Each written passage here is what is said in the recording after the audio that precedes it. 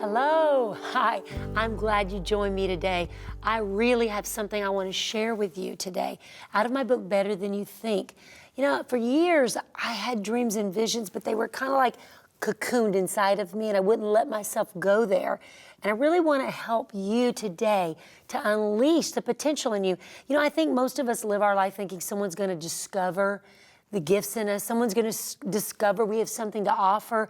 And we're looking for someone to kind of say, hey, you can do this really well. Here, let's give you a platform for that. Or let's give you this. Or you're successful. Or someone to encourage us or give us that, you know, yay, and cheer us on. And you know what I found in life is that we've got to make a decision at some point that we believe in what God has placed in us and let the Holy Spirit be part of that encouragement to step out, and that we're going to have to seize the very thing that we want to accomplish. We can't just wait for someone to discover.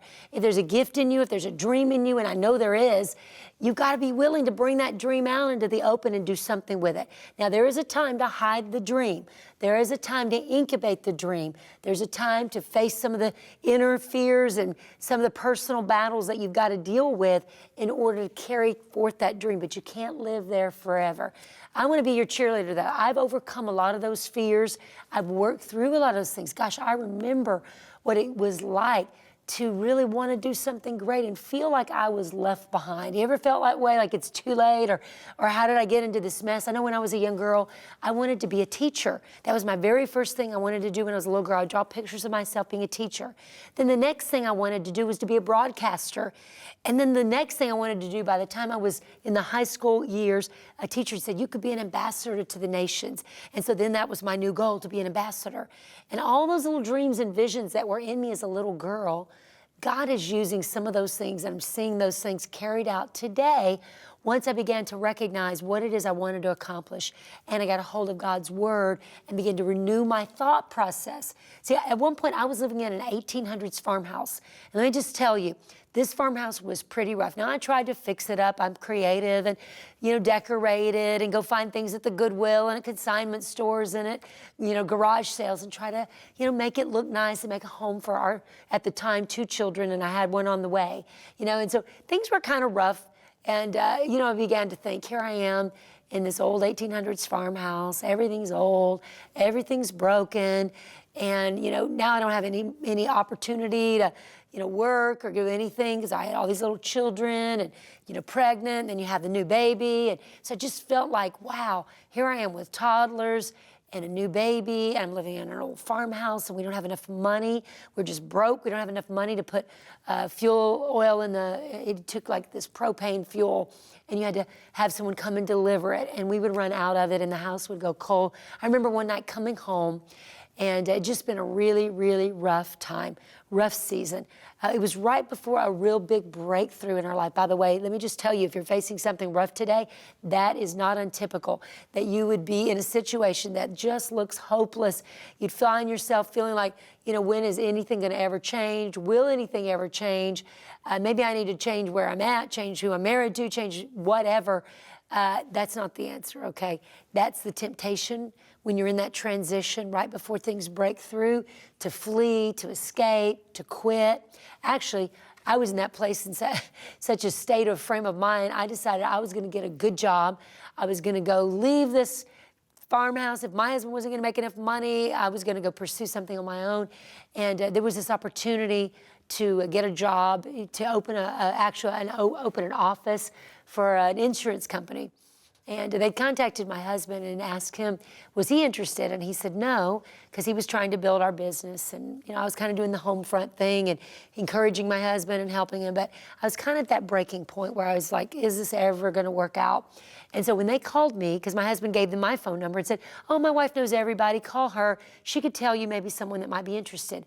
Well, my ears perked up. I started thinking, well, maybe I'm the person.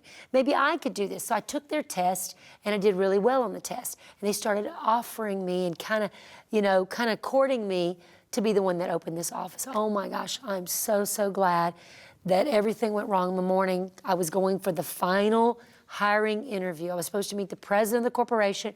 They were hiring me that day, and I was gonna launch into my career and leave my old farmhouse behind and leave behind the drudgery of everything that was there. And that night before I prayed, God, I knew in my heart this wasn't the answer, but I was trying to rebel against the circumstances I was living in. And so that day I just said, Lord, if this isn't the answer, would you please hit me over the head with a 2x4? I know you don't do that. I know you're a good God, but you know what? I'm kind of stubborn and strong-willed. I need that 2x4. Would you just please do that? Next morning, snowstorm came in, 2 feet of snow. I go out and get in our family minivan that smokes and it's really a real bomb, and I'm headed out in my stiletto, and I found my, my business suit that I'd had in the closet for 4 or 5 years when I was a single woman and had this careers and all these things in my mind. And I put a few accents to it, walked out, left my 2 little toddlers and my new baby behind. And, bye, I'll never forget little Tom smushing his face up against the door and looking at me, and the family saying bye to Mom. And there was something very heart-wrenching still today when I share that story, because I was so close to letting go of the things that matter the most to me today, my children, my family. I got in the car, started it, headed down the driveway, and hit a pocket of ice, slid around, went off the driveway into the ditch. So my husband comes down, and he's putting boards under the wheel, trying to get me out of the ditch, trying to get me back on the road. After a little bit, I just have one of those, like lose it kind of things. You don't want me to get a job. You don't want me to get out of this farmhouse. You want us to live like this the rest of our life. My poor husband. I had one of those, just like emotional breakdowns on my husband. And the reality was it had nothing to do with him. He was trying very hard. We were just on our way to our destiny, and we were just still walking it out. And so, when I talk about in chapter 7, I talk about the 8 steps to peace. And so I want to cover some of those with you, because I didn't have peace, because I had become distracted with this other vision, this other thing that was speaking to me. So to just finish the story, I walked on down the driveway to the neighbor's house and asked, could I borrow her car? All she had there that day, the keys to, was this old beat up truck. It was even worse than the van I was going to have to drive to this hiring interview. So I get in I get in her truck. And I start trying to start it. And it's got one of those old starters, the floor starters. And I'm like, and it will not start. I just lose it. I'm just like, look, God, what is going on? I lay my head on the steering wheel, and then I think about the 2x4 prayer, right? And I go, no, I'm going to make it to this interview. I go back into the house, and I'm going to borrow her phone and call and let them know I'm going to be late getting there. When I go in the house to do that, here comes the final blow. The neighbor says to me, who's a Christian woman, who is in her, 60s and had already lived life and had some wisdom to offer to me. She said, Drenda, what is it you are so determined to get to today? And I said, I have an important meeting. I'm going to be hired in this company, and I'm going to get us out of financial debt, and I'm going to do, and I have all the I's in my vocabulary that I'm going to do, right? And she looks at me and she says, Drenda, you don't need to do that. That's not God's answer for you today. You've got little children over there in that house that are waiting for you, that need you in this season of life. And you've got a husband who's building a company, and he needs you, and he's got a call in his life, and you've got a call in your life, and you're going to short circuit what you need to be doing in this season. If there's anything I could say to you, don't get distracted. Whatever season you're in today, the very first step in chapter 7, the 8 steps to peace, is watch out for distractions. In that morning, I was hurt, I was broken, I wanted to get something done. I was going to take it into my own hands, and I got distracted from the vision my husband and I had to build our own company. And as a woman, we have to make many tough decisions, but I'm so glad that day I did not make the final decision to go my own way. You can have success, but if you go there alone, it's not going to be a very happy success. So the first step is watch out for distractions. We've all had distractions. We've all had things that try to set us up for failure.